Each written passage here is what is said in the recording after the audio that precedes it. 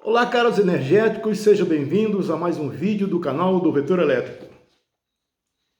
Na transição entre recursos energéticos renováveis e recursos energéticos não renováveis, nós vamos ver eficiência energética, como há muito tempo nós já viemos prometendo. Mas isso foi antes do apagão do Amapá e a tentativa de privatização das empresas da Eletrobras, do nosso setor energético. Não esqueçam que para a gente continuar existindo, para continuar atuando, nós precisamos da curtição, dos likes, das inscrições, dos dedinhos para os sininhos, enfim, dos comentários. Do compartilhamento, Chame amigos para participar conosco do canal do Vetor Elétrico. Então, vamos ver eficiência energética. O que significa eficiência? É produzir com material ou fonte igual um trabalho melhor ou mais trabalho, ou diminuir o material usado e obter o mesmo resultado com qualidade. Quando nós falamos em energia, nós falamos então de eficiência energética no setor elétrico, que é produzir a mesma energia com uma quantidade menor de recursos energéticos ou com o mesmo recurso energético, a mesma quantidade, produzir um trabalho maior. Isso significa eficiência energética. Como obter uma eficiência energética?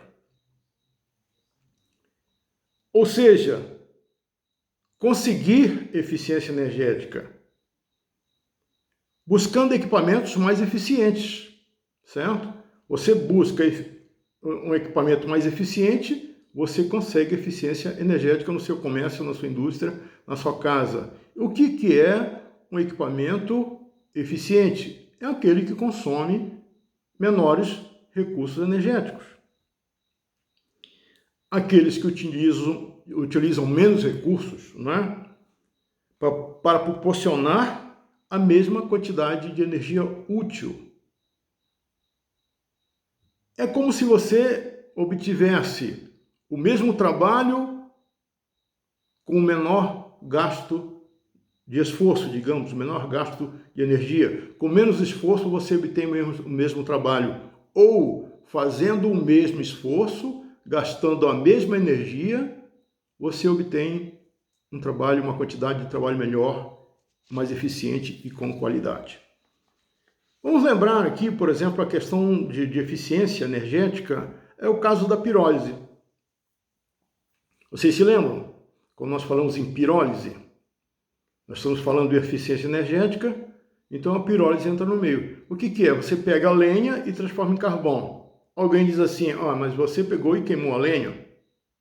Não era melhor queimar a lenha e fazer fogo e daí você utilizar para a atividade que você queria? Ferver, queimar alguma outra coisa? Não, o problema é o seguinte, a forma de você queimar a lenha, a pirólise, você queima a lenha com uma menor quantidade de oxigênio, você reduz a quantidade de oxigênio naquela queima, ou seja, você desidrata a lenha. O carvão vai produzir uma quantidade de energia muito maior que a lenha original. Olha só, a mesma quantidade de lenha produziu carvão e esse carvão vai produzir muito mais energia do que a lenha originária. Outra demonstração de eficiência energética que nós falamos para vocês quando nós citamos a produção de etanol. E citamos uma comparação entre o Brasil e os Estados Unidos. Os Estados Unidos produz a maior parte do seu etanol, ou a totalidade, de milho. Nós produzimos de cana-de-açúcar. O nosso etanol é de cana-de-açúcar e nós disputamos com eles aí direto, pau a pau, digamos, é o termo popularizado, não é? A liderança da produção de etanol no mundo. Só que, você sabe, como nós falamos em conservação de energia. Conservação de energia é quando nós afirmamos que a energia não pode ser criada, não pode ser perdida, ela apenas é passível de ser transformada. Quando você pegou lenha, é um recurso energético, você transformou no outro carvão através da pirólise, certo? Só que já existia energia, você não criou energia, você transformou a lenha em carvão, transformou aquela forma de obter energia, não é? Que provavelmente é menos utilizável pelo homem, em carvão, que é muito mais utilizável. O etanol dos Estados Unidos, por exemplo, para cada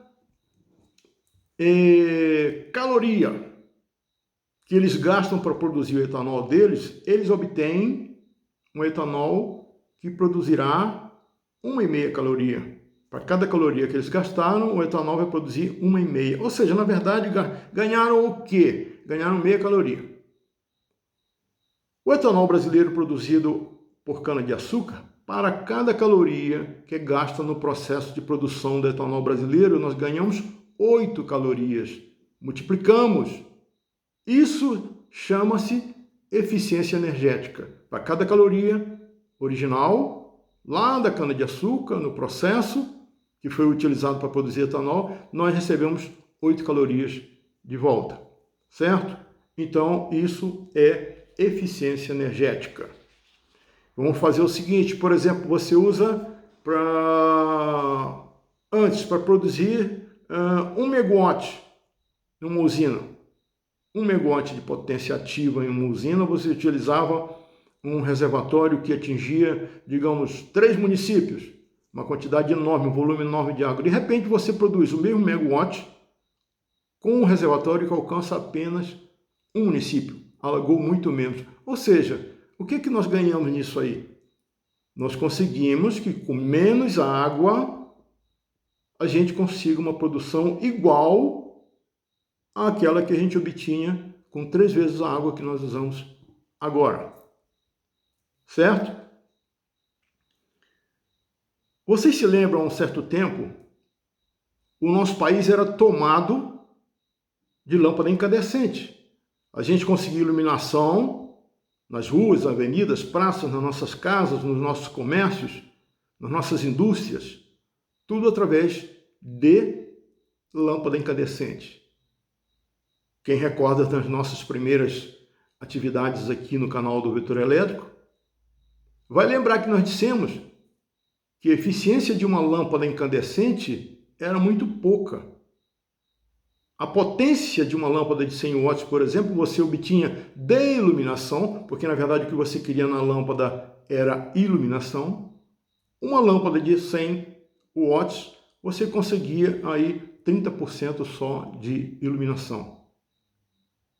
Agora você vai dizer, 30%? Então quer dizer, de 100 watts que eu gasto para iluminar, para ligar naquela lâmpada, eu, na verdade, só obtenho 30%? Exatamente isso. Exatamente 30% ou 70% vai ser perdido, vão ser perdidos em radiação, calor, entendeu? Radiação e calor, reflexão e outras coisas mais, menos aquilo que você queria, porque você não quer calor na lâmpada incandescente, você quer luz. A não ser depois, os criadores, né, de frangos nas granjas utilizavam a lâmpada não só para iluminar os galinheiros, onde estavam os pintinhos, os locais onde ficavam os pintinhos, mas para aquecê-los durante a noite, por falta das asas das galinhas. Então colocavam as lâmpadas incandescentes para iluminar. Mas a função dela não é essa. A função de aquecer, de causar calor, é de resistência, certo? De chuveiro elétrico, por exemplo, tem resistência. Mas, pois bem, então nós tínhamos uma eficiência aí muito baixa da lâmpada incandescente. O que aconteceu? Aqui no Brasil hoje é proibido.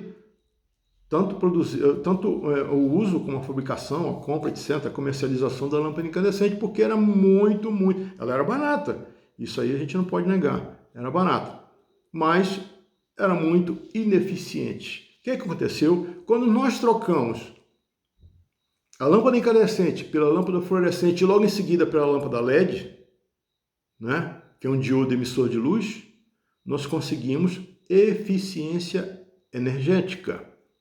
Por quê? Porque é mais bonitinha? Porque não aquece? Não. Porque uma lâmpada LED utiliza muito menos potência, muito menos energia na sua casa para iluminar o mesmo tanto ou mais que uma lâmpada incandescente. Isso chama realmente eficiência energética, não é? Tanto foi proibido, a gente comprava muita lâmpada, queimou, beleza, nem ia reclamar pelo fato dela, ultimamente elas estavam, nos últimos tempos em que elas foram usadas, elas estavam queimando muito, né? Elas vinham, inclusive, com muito pouca qualidade, porque eram baratas, e aí o que custava? R$1 e pouco, queimou, pega outra. E depois muita gente ainda disse, as lâmpadas fluorescentes e as LEDs são muito caras.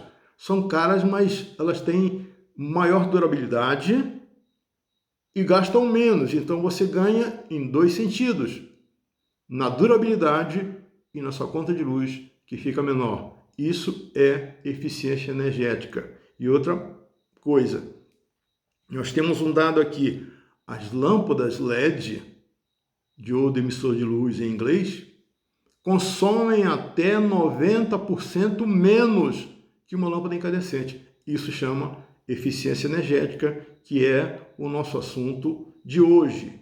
Provavelmente a gente fará ainda o segundo vídeo sobre o assunto, não é? Porque tem muita coisa ainda para informar sobre isso aí e dar um exemplo a todos os consumidores. Agora, vamos lembrar aqui, né, dos selos do Procel. Não se esqueçam dos selos do Procel, que é um Programa Nacional de Conservação de Energia Elétrica que é administrado pela empresa pública Eletrobras. O que significa esse selo do Procel?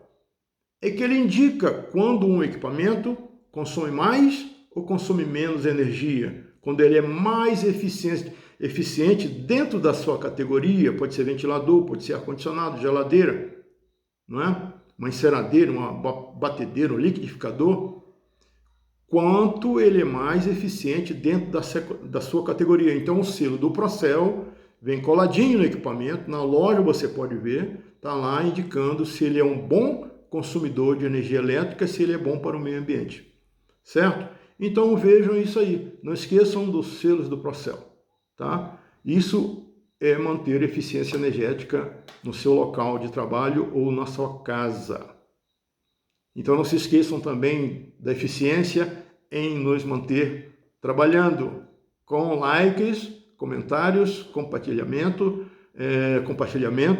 as inscrições, não é? Enfim, os convites aos amigos de vocês e aos nossos amigos para serem novos amigos nossos também.